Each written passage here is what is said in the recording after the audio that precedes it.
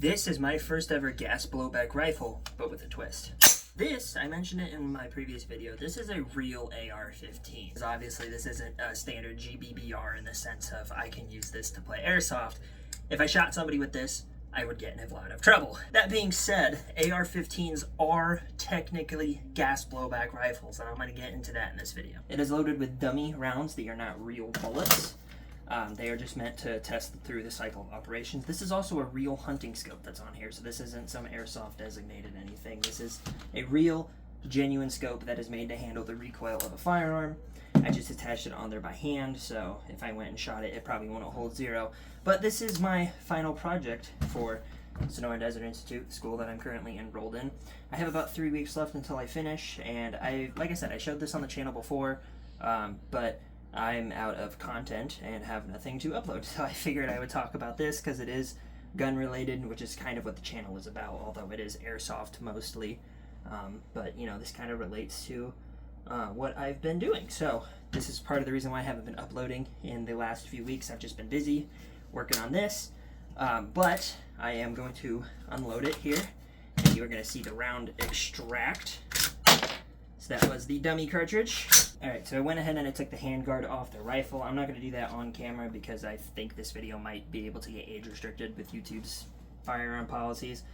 So I don't want to get in trouble there, but I'm going to demonstrate how exactly an AR-15 is a gas blowback rifle, and part of it is just in the firing system. It is a direct gas impingement firearm, or a direct impingement gas firearm, rather.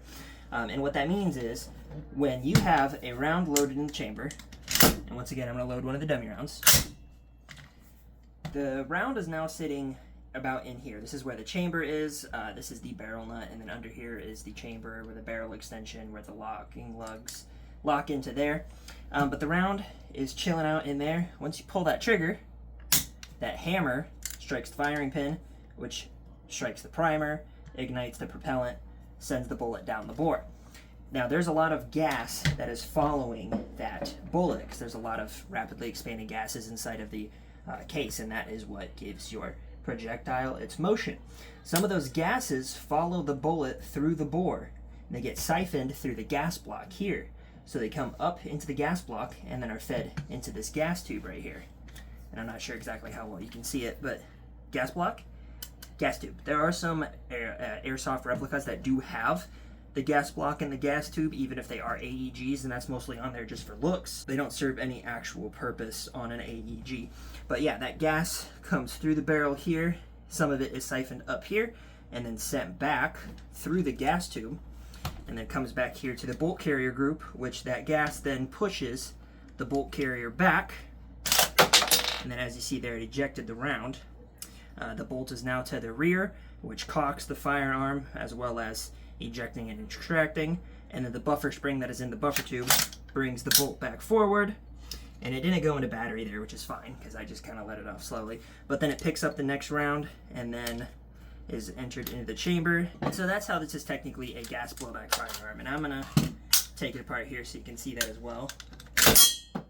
So field stripping an AR-15 is really easy. You just have to make sure that it's empty, which ours is. I'm gonna look in there. Yep, chamber's empty.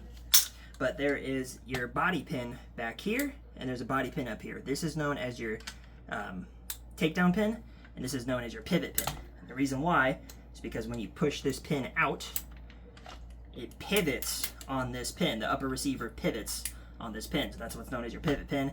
And this back here is your takedown pin because it takes down the firearm. If you pull the charging handle out of place just a little bit, it's going to unlock the bolt carrier group here. And this is your bolt carrier group. So, and with your bolt carrier group, this section right here is what the actual bolt is. Everything else is known, once again, as the bolt carrier group. So this part right here is the bolt. This part right here is not. This is the carrier. Up here you have what's called the gas key. So that gas key is where the gas from your gas tube meets. And it goes right there, and that gas pushes the bolt to the rear. And then your buffer spring in here with your buffer weight, it pushes down, and then that spring launches it back forward. Now there's this cutout right here where my middle finger is. That cutout is where the hammer sits. That's essentially what it looks like. And then as it's riding in that track, the hammer gets pushed back down to its cocked position when that bolt is moving backwards. And then as it's moving forwards, you know, it is ready to fire. And then your firing pin resides right in here. It's this little silver piece right there. I'm not sure how well you can see that. But when you pull the trigger, the hammer rides up, smacks that firing pin, which lets off the round, recocking the weapon. So this is how, I mean, they're super easy machines. Like, they're very easy to work on, assemble, disassemble. So yeah, I mean, AR-15s are pretty easy machines. They built the entire thing in just a few hours without instructions. This all came fully disassembled, so I'll show a picture on screen showing exactly how it came when I got it, and then now you see it in its full configuration here. And I say full in quotes because I do have a couple extra things that I need to do with it. Obviously, I took the handguard off for the purpose of this video, but I have to go through and torque everything down to spec to make sure that it, you know, doesn't explode when I go to shoot it eventually. But I got a couple weeks left until my program is done. Once it is done, I'm going to make sure that this thing is all put together properly, and then I'm going to go take it for a test drive. So yeah, by all definition, this is a gas blowback rifle. It's just, you know, a real gas blowback rifle.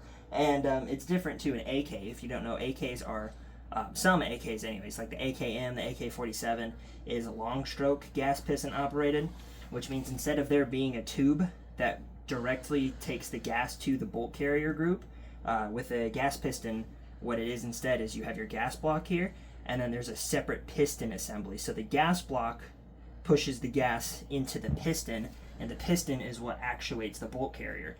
So on an AK-47, which is long stroke gas piston operated, it would all be one piece. So your bolt carrier group, your piston would be attached to your bolt carrier group. So I hope I learned you a thing or two today. I thought this would be a fun video, just kind of show you guys what I've been up to recently. But I mentioned this a little while ago. This was the muzzle loader that I built. It is not finished the way that I wanted to. It's very orange, and that's just because I was kind of on a time restraint when I went through and stained the wood. I can fix this up though. This rifle was not really built properly the way that I wanted to. There's some work that I would still like to do to it. However, it is a fully functioning muzzle loader. So I could, in theory, put a percussion cap on there, load it through the bore like you do, and then once you pull that trigger, that hammer will drop, just like that, which will fire it. I have to do a little bit of research to how to load muzzle loaders and stuff like that. But, you know, that's kind of what I've been working on for the last few weeks, and part of the reason why I haven't gone out on a few trips and why I've had to miss playing some airsoft. But speaking of airsoft, coming up July 12th, Saturday, is one of Central City's game days. I would like to attend that if possible. And then the weekend after that, Grandma's House of Wilts, GHOW in Viola, Illinois, is having a weekend get-together on Saturday and Sunday for some airsoft. I would like to go to that as well. The only thing is I'm not going to be able to play Sunday. I'll go down for Saturday, hang out, have a good time, but then I will have to leave because I do work Sundays. But like I said, there's my AR. So that's my plans for July. I'm going to hit up Central City and GHOW if weather and everything permits. I'm actually graduating here in just a few weeks. So July 27th is actually my last day. That is the day that I finish my program. So after that, essentially moving into August, I'm going to be more free, so I'll be able to take more trips with the guys. We're talking about going up to Operation Honey Badger in Action Sports, Wisconsin, which would be a whole lot of fun. I've seen a lot about that field. I've heard a lot about it. Seems like it's really fun. And then who knows what we might be doing otherwise. But that's everything I have for you guys right now, so I hope you did enjoy this video. Leave a like, comment what you think down below. If you have any questions about the AR platform, let me know. I'll see if I can be handy and answer them, considering this is what I am studying right now. But without further ado, that's going to do it. I've been talking long enough. It's kind of hot and sweaty in here, so I'm going to head out and catch you guys in the next one.